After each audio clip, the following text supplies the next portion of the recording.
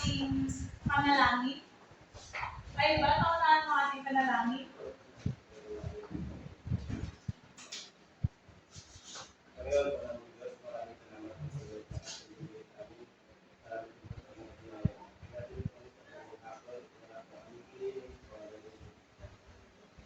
Amen.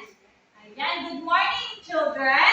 Good morning, ma'am. Ayan, mukhang inaanto ang mga bata. Kaya magkakaroon tayo ng energizer. Hindi daw inaanto si Peter. Kamusta kayong lahat? Ako lahat tuwa.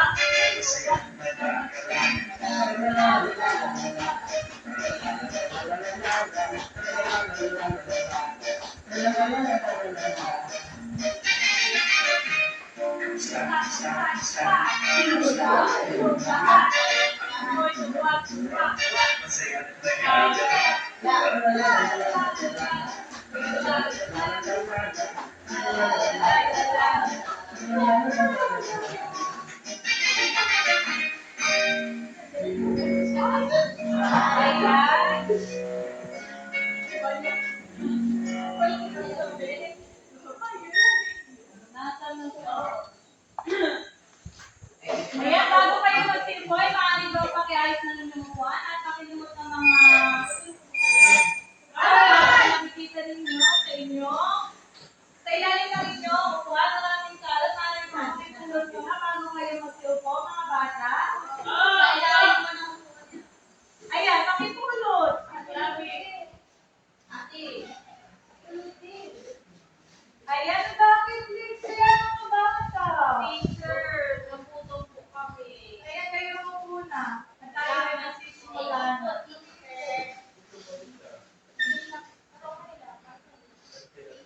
Ayan, may liban ba sa araw na ito? Pintel, nakalimutan ka na kung sino ang liban sa araw na ito? Ang liban ko sa araw na ito ay si Melvin Solis Roblo. Mas nabis mo Ayun. Bakit kaya liban si Melody? Hindi ko na, she's feeling under the weather din daw po. She's feeling under the weather. So, bago tayo magsimula, ay narito ang ating alitutunisa. Silid-aralan at inaasahan ko na kayo ay susunod sa ating alitutunin. Una, makinig ng mabuti ng salita sinasabi na ulit, sabay-sabay. Makinig ng mabuti sa sinasabi ng guro. Pangalawa, Itaas ang kamay kung nais sumagot o may nais sabihin sa guro. pangatlo, Tapusin ang gawain ibigay ng guro. ayan, ang unang ating alitutunin ay makinig sa guro sa sinasabi ng guro. Ang pangalawa ay itataas ang kamay kapag nais sumagot or may nais sabihin. Ang ikatlo ay tapusin ang mga gawain ibinigay ng guro. Naunawaan niyo ba yun, mga bata? Ayan.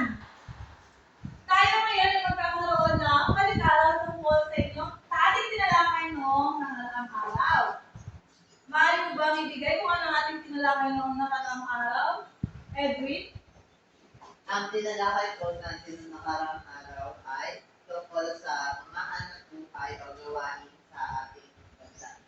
Ayan, tungkol sa mga hanap buhay at gawain sa ating bansa. Magbigay nga ng isang halimbawa ng mga hanap buhay. Elizabeth? Sa pong halimbawa ng hanap buhay ay ang mag-iisda. Ayan, ang isang halimbawa ng hanap buhay ay ang pangingisda. Ngayon ay alam ko matulog na kayo sa ating tinalakay noong nakaraang araw, kaya dadako tayo sa ating bagong talakayan. Ngunit bago yan, ay magkakaroon muna tayo na pangkatang gawain. Narito ang mechanics ng ating pangkatang gawain. Una, hahatiin sa dalawang pangkat ang klase. Pangalawa, ang bawat pangkat ay magkakaroon ng representative na siya ang maglalaro sa unahan. Ang grupo na unang matapos sa pag-ikot ng yard ay siya ang sasagot. Ika-apat, ang grupo na makakakuha ng maraming puntos ay siya mananalo. Ngayon ay magbilang, Edwin. Una, Isa, dalawa, isa,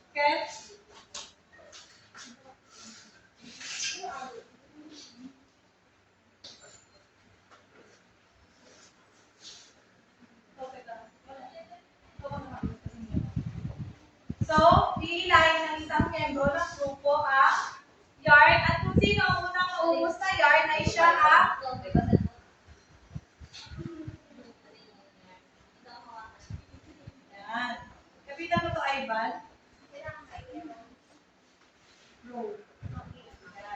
Kung sino ang unang makakatapos sa pag-load ay siya ang magkakaroon ng chance na sumagot at makakuha ng puntos. Tayo ay magsisimula na 1, 2, 3.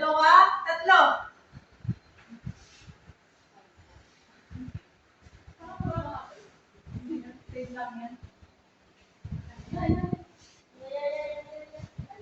Teacher. Ayan! Nauna ang unang pangkat.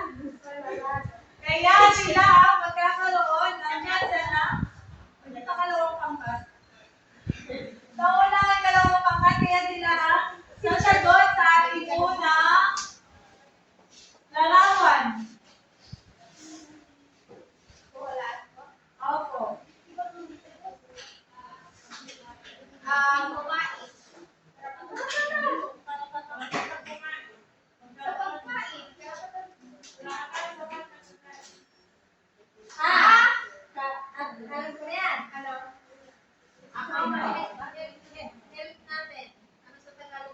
Ayan, tama, kalusugan. Sunod, ikalawang representative ng pambagitan na ating board.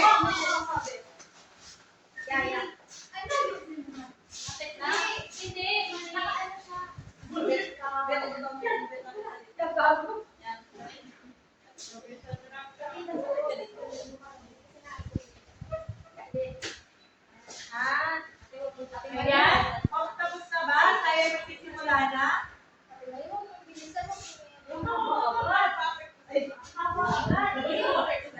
Ayan, isa. Ready, maganda. 1, 2, 3. Mahaba ang ikalawang grupo. Pagpilitan at nagre-reklamo muna. Ayan, isa. Maganda. Tayo magsisimula na 1, 2, 3. Ang bilis na tayo Papo.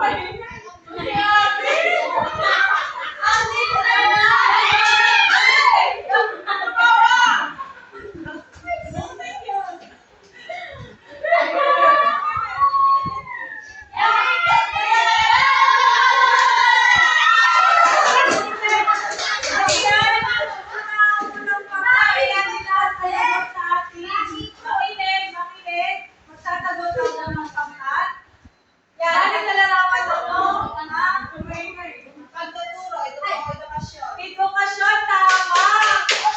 Ayun na kayo, isang puntos para sa pangalawang pangkat at isang puntos para sa unang pangkat. Sunod na representative.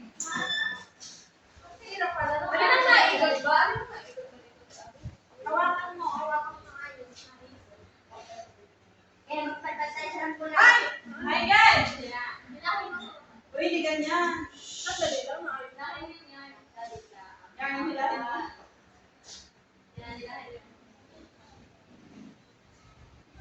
Ayan, nagtana ba? Tayo magsisimula na sa ating ikatlong round.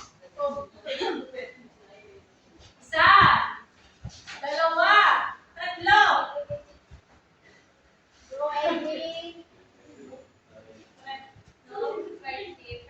Oh my God.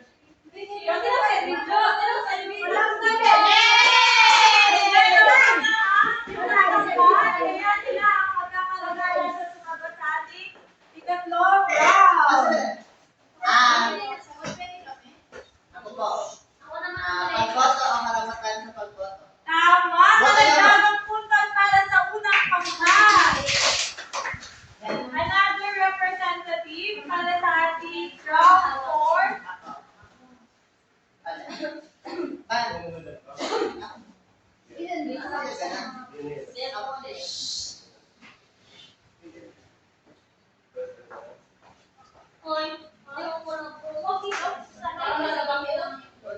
Ayan! Tapos ka na din. Wala nang representative ang kalaw. Ako nang pangkat kaya si Edwin ulit. Ayan, maganda. 1, 2, 3.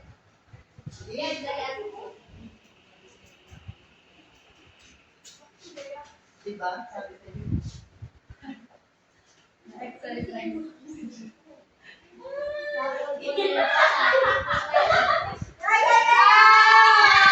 Kaya nauna ang dalawang pangkat, kaya sinasasagot sa ating round 4. Trabaho. Ayan, tama. At unahan tayo sa huling round. Karagdagang puntos para sa pangkat, dalawa. Ngayon ay mayroong 2 puntos para sa unang pangkat at 2 puntos para sa ikalawang pangkat. Kaya mayroon sila parehong puntos. Kaya narito ang huling round upang matukoy natin kung sino ang mananalo. 1, 2,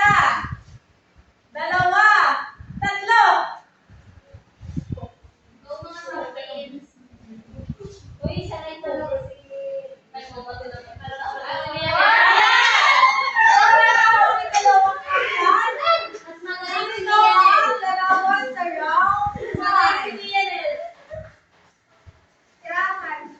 Tirahan, tama!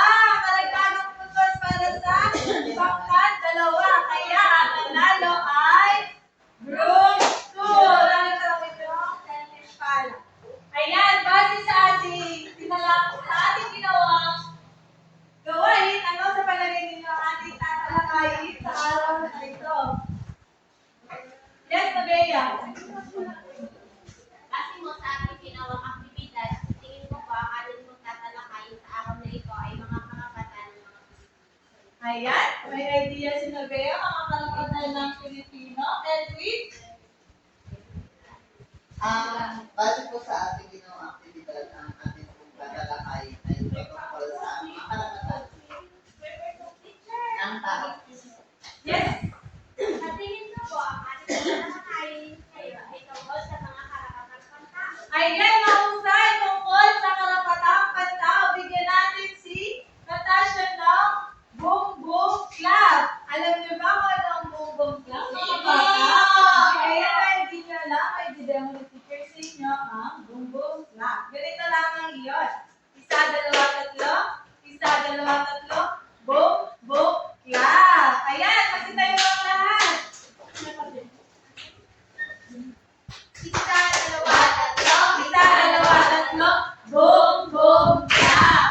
Ayan, ang ating tatalakayin ay tungkol sa mga karapatang pantao. Ngayon, base sa salitang karapatan, ano sa palagay nyo ang ibig sabihin nito?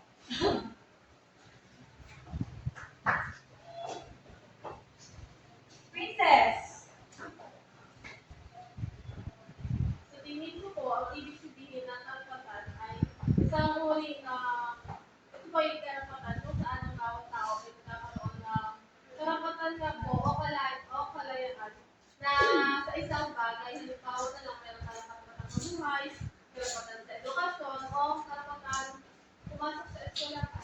Ayan, tama si Princess. Ang karapatan, ito ay isang karapatan ng tao na tumutukoy sa kalayaan ng bawat isa, kalayaan ng pag-aaral, kalayaan ng buhay. Naiintindihan niyo ba yun, mga bata? Oo. Ngayon ay mayroong iba't iba karapatan na nakano sa ating karapatan. Pero bago tayo sumako ganito, ang karapatan ay anumang bagay o na tinatamasa ng isang tao na naaayon sa batas. Ang mga karapatan daw ay, ito ay may ng ating saligang batas. Ang mga karapatan ito ay nakasaad sa kalipunan ng mga karapatan Bill of Rights sa Artikulo 3, Section 1 to 22 na 1987 sa Ligang Batas ng Pilipinas.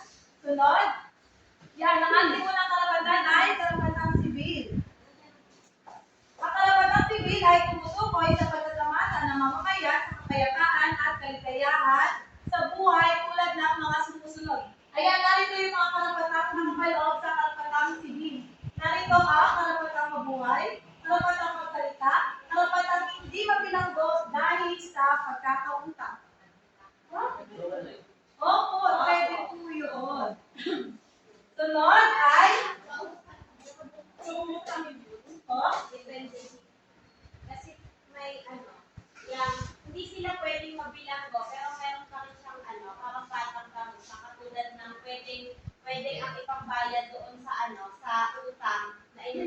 tamang tao is yung bakit ang kanulog nila. Ayan, tama si Nobea. Depende yan sa, meron na mga iba't ibang mga case na, kunwari, yung parang collateral ba yun? Yun, na may isatang laban sa isang tao na kapalit ay pera, pero ang kapalit ang ibibigay mo sa kanya ay yung, ano ang tawag doon? Titulo ng bahay at lupa. Sunod ay ang karapatang politikal. Ang karapatang politikal naman ay ang karapatan ukol sa kaugnay ng mamamayan sa pamahalaan sa mga gawain nito politikal tulad ng mga sumusunod. Kaya narito yung dalawang mga karapatan na nakakaloob sa politikal. Una, karapatang bumoto at makinuglok tuwing mayroong halalan. Ayan, Joanna. May tanong ako kay Joanna. Ayan. Tama ba na magkaroon ng bawat isa ng karapatang bumoto? Opo, kasi po is, lahat tayo ay may karapatan na pagpili. Ang gusto natin mamuno sa ating bayan. Ayan, tama si Joanna. Karapatan ng bawat isa na bumoto upang mapili natin kung sino ang mamumuno sa ating bayan. Sunod ay karapatang mag-petisyon.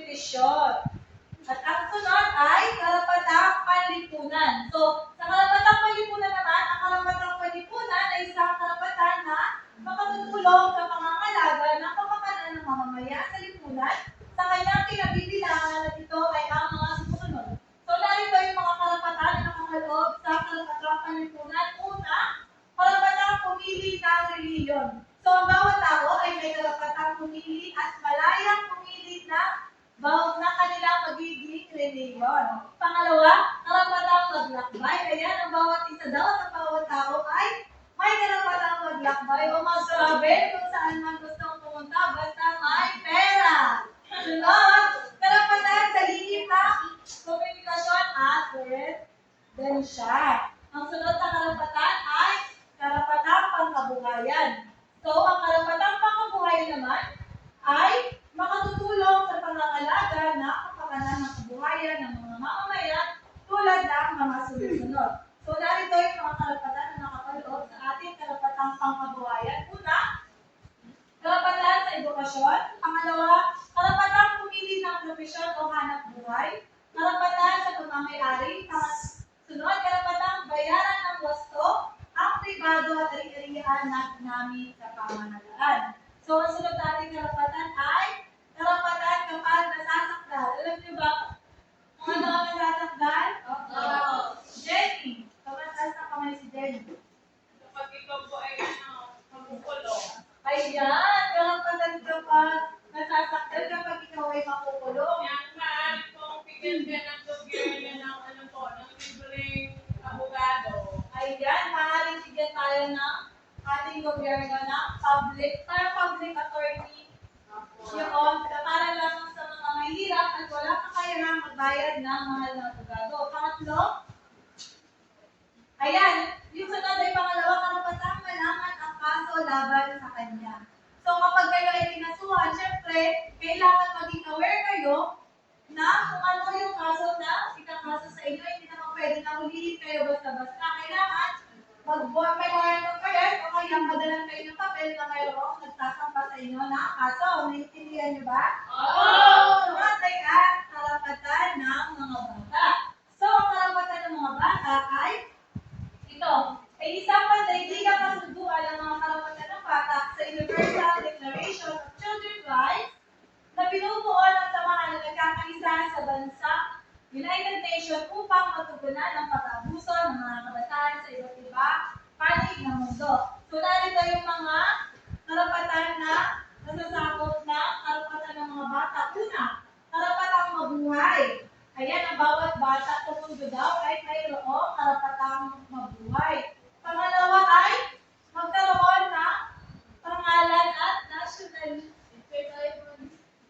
Ano daw po kapag yung nanay ko, pinalaglag po na yung baby niya. Ayan, paano daw po kapag pinalaglag yung nanay ang baby niya? Ang tawag po doon ay abortion. Teacher, makukulong po balik ng palaga. Makukulong? Ay, depende siguro sa kaso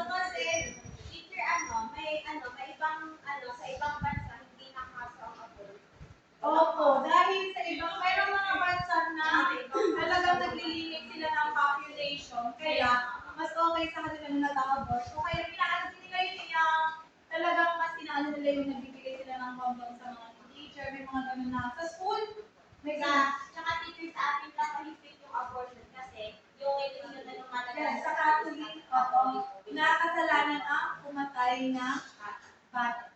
Next is, karapatan. Ayun, yung karapatan magkaroon ng pangalan at national legal. So, ang bawat bata ay, pagkasinan sa mundo ay, syempre, kailangan bigyan natin na mga magulang nila ng pangalan at malayang pumili na nasyonalidad. Pangatlo, ay karapatang alagaan at mahalin ng mga magulang. Ayan, ang bawat bata daw ay mayroong karapatan, mahalin at alagaan ng kanilang mga magulang. Pang-apat ay ang karapatang maging malusog. Siyempre, kapag inaalagaan ng maayos ang bata, ay magiging malusog ito. Di ba, Princess? Opo, Ayan, ang sunod ay ang karapatan sa sapat na pagkain, damit, at tirahan. Ayan, so, kapag daw, binigyan natin karapatan na mabuhay sa bata, syempre, kailangan magkaroon din siya ng sapat na pagkain at damit at kailangan din syempre, pag tayo na nakaroon tayo ng anak, eh syempre ready at kailangan natin sila provide ng tirahan. Naintindihan, di ba mga bata? Opo! Ayan, at dyan nagtatapos yung ating talakayan. Kaya, si teacher ay may ganda. Next up. So, magtatawag ako na sasagot sa unahan.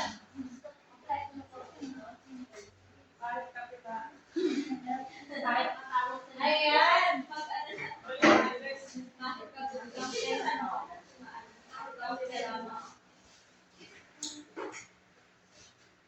Ayan, kaya ay tutukuyin niyo lamang kung saan nabibilang kung ito ba ay karapatan ng bata o karapatan politikal, karapatan ng pamangkuhayan. Ngayon, Joanna, magbibigay ako ng isang sitwasyon na tutukuyin mo kung saan ito nakapaloob. Si Ana ay umuwi galing probinsya, galing Maynila upang bumoto ngayong halalan. Sa tingin mo, saan ito ang karapatan na bibilang? Karapatan mo? Ay, Karapatan politika. ayan na! Makarapatan politikal. Ngayon, malaya ko ang pumili na bumunod ka dito ng iyong magiging premyo. Opo, dito sa box. Nine yan.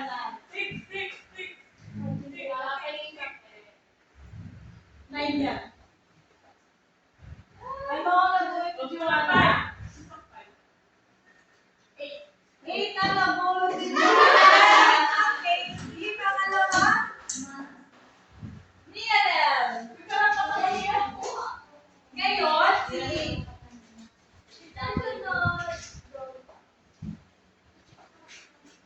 ang ating pangalawang ay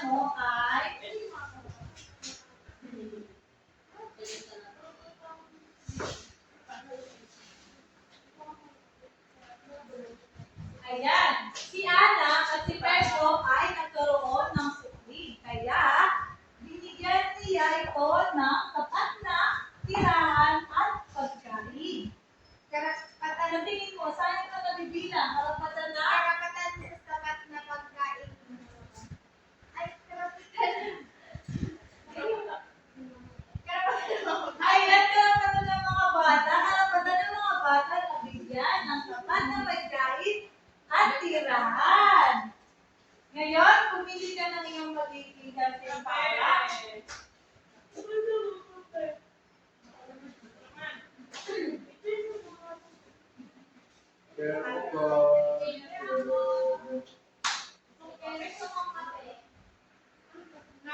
Nine, nasa nine, Kendrick. Ano mo ang iyong gantimpala, Pianel?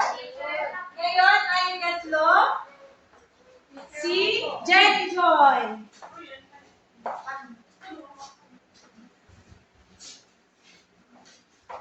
Na ano ka mo, kung sa'yo din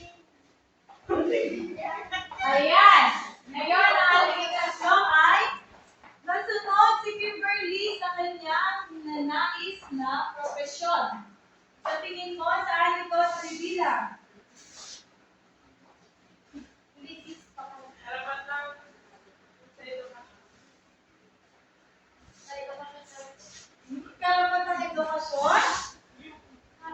karapatan pangkabuhayan. Ayan, tama. Karapatang pangkabuhayan. Iyan ay pumili ka na iyong gantimpala.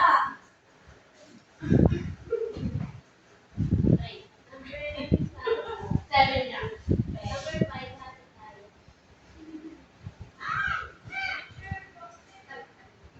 Yan, kulang.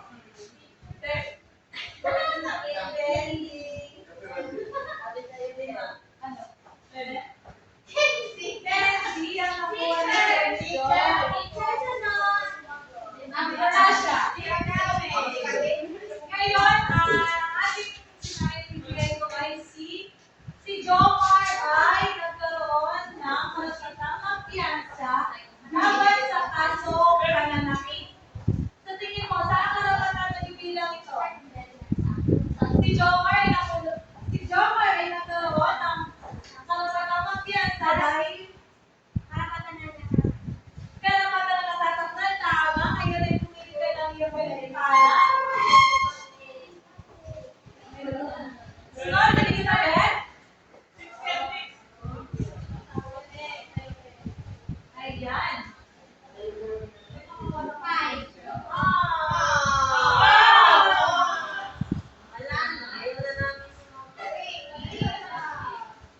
Ayan,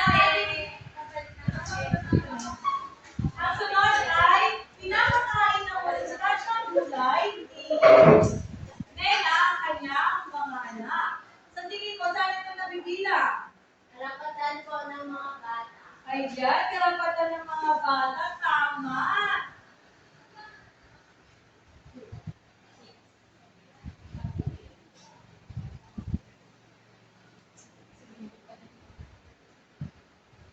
Wala na kasi.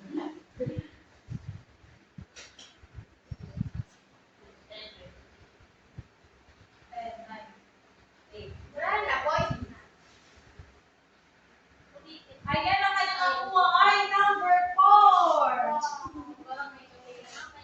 Sunod ay si Kenz.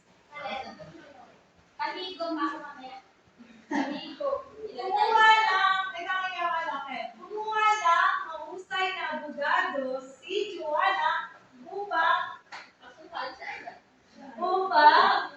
magtanggol siya laban sa kanyang kaso. Sa tingin mo, saan karapatan ito nabibilang? Tama, karapatan sa nasasakdal. Ngayon ay pumunta ka sa unahan para pumili ng iyong gantimpala.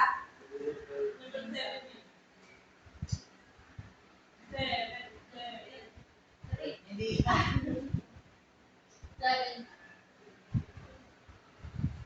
Seven. Ang binulit, parang Number 6. Dalawang siya. Dalawang siya. Baka na yun. Nine yan, sorry. Yun nga, something. Ayan ang sunod ay si Teacher Maria. Ngayon ito ang iyong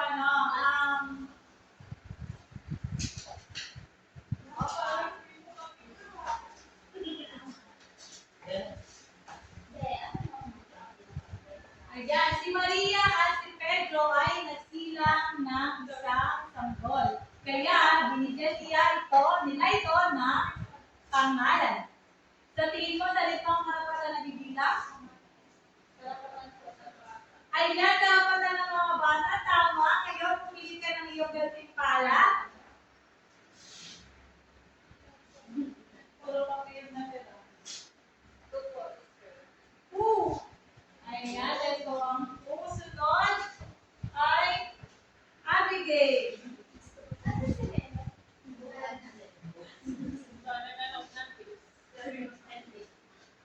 Ayan. Si niya ay walang kakayahang kumuha ng abogado. Kaya lumapit siya sa Public Attorney's Office upang siya ay matulungan. Sa tingin mo, saan karapatan ito nabibilang? Ayan, karapatan na siya sa ganama.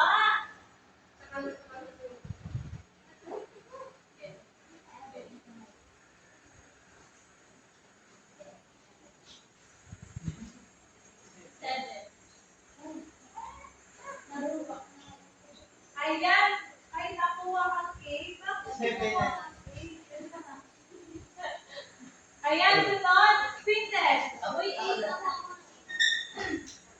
Ay, sinabag na kalit na kami. Ako lang. Ayan, si Aling Rosa ay Anong tanong po? ay tatanong pa si teacher. Si Aling Rosa ay mayroong 5 anak. Kaya, binibigyan niya ito ng sapat na pagkain upang masagunan ang kanilang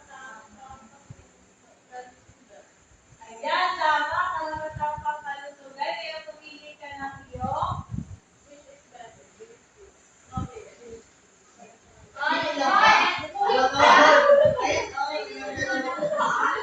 kulay.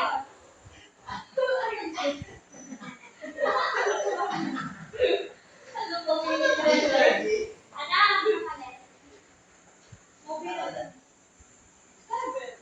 Wala na yung 7.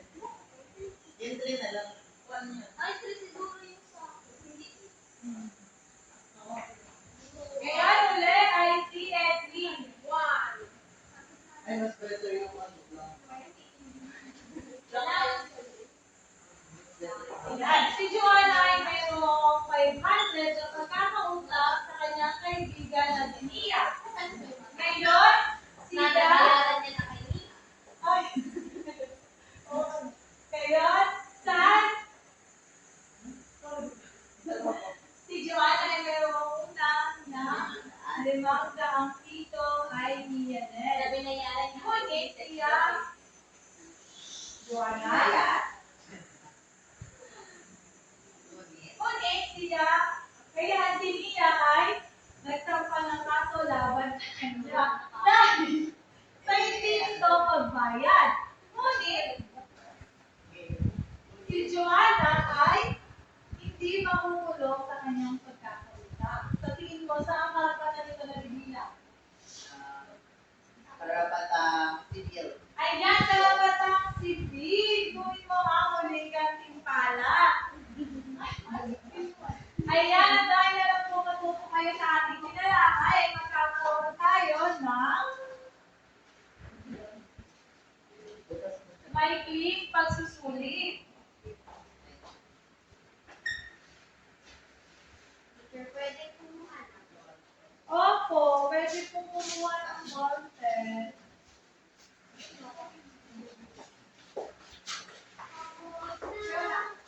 Ito po.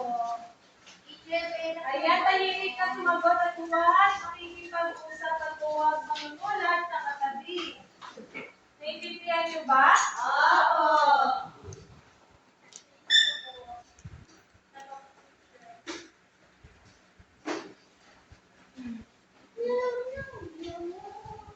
Ayan, at pagkatapos na ay ating check lang ninyo ginawa. Upang matukoy ko kung kayo ba talaga ay nakinig sa ating ginawang kalakayan.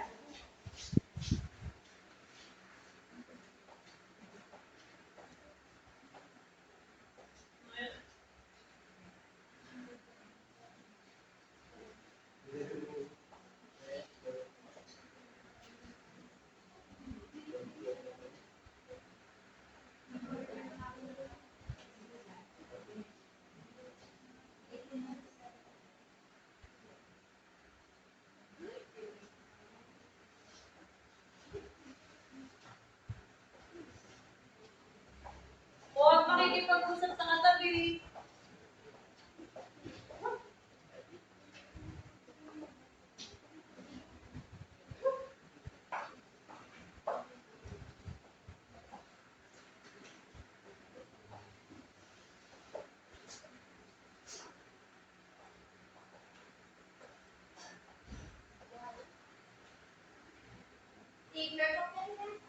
Mamaya po, pagtapos ng iba tayo po ay magsasabot pa sa ating ginawang pagsusulit.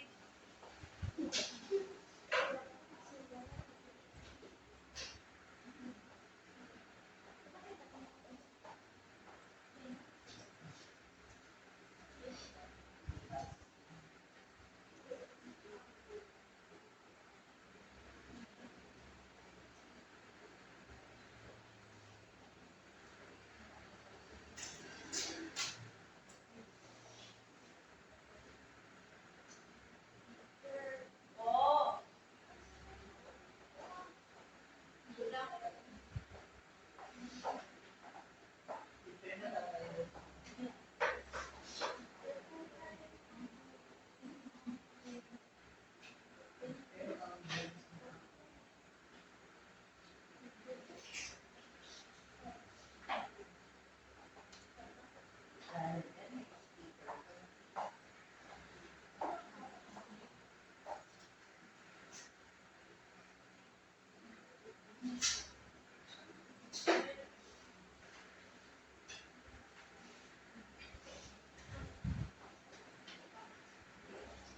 Tapos na ba mga bata? Oo. Ayan, kaya ating tutukuyin na kung kayo ay kung tama ba ang inyong mga sagot. Number 1, Michael, maaari ba pakibasa? Ang karapatang dapat na masahin ng bawat Pilipino upang makapabuhay ng malaya at may dignidad ay nakapaloob sa C.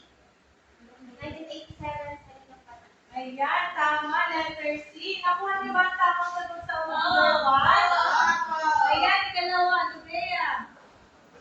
Ano ang tawag sa kasunduan na binuo na nagkakaisang bansa, United Nations, upang pumunan ang pang-aabuso sa mga bata sa iba't ibang panig? Letter A, karapatang sibil. Ayan, tama. Number 3, Ken. Anong karapatan ng nalabag kung pinilit ka ng iyong mga magulang na malimutan ang pamain o sa iyong makain? Karapatan A.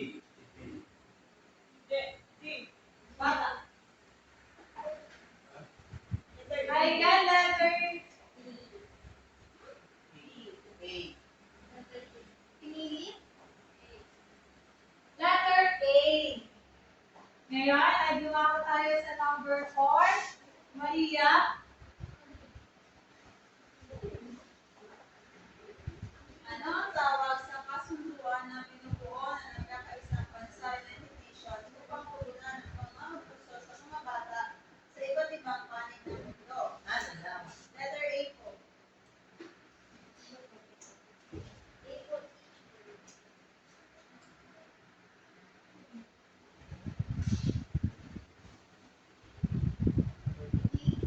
Number 4 ay D.